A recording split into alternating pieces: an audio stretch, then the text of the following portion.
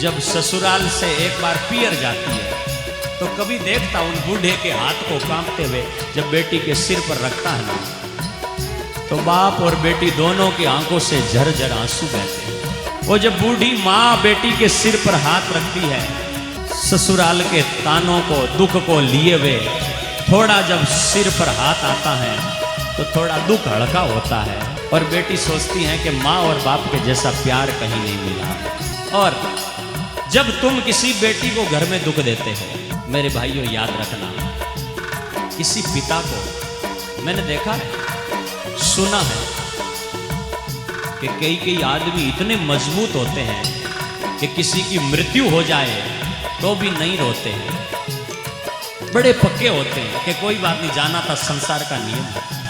लेकिन ऐसे बाप भी जब घर से बेटी की विदाई करते हैं तो फपक फपक करके रोते हैं, लुक करके रोते हैं। कभी कोई बाप बेटी की विदाई करी हो, सीख के गीत गाए जा रहे हो और दौड़ करके सामने आया हो, ऐसा नहीं होता है। बाप को पकड़ करके लाना पड़ता है, आंखों में आंसू होते हैं, कलेजे में एक पीड़ा भी होती है कि आज के बाद में बेटी मेरे घर से जा रही है और आगे ऐसा घर मिलेगा कि नहीं मिलेगा।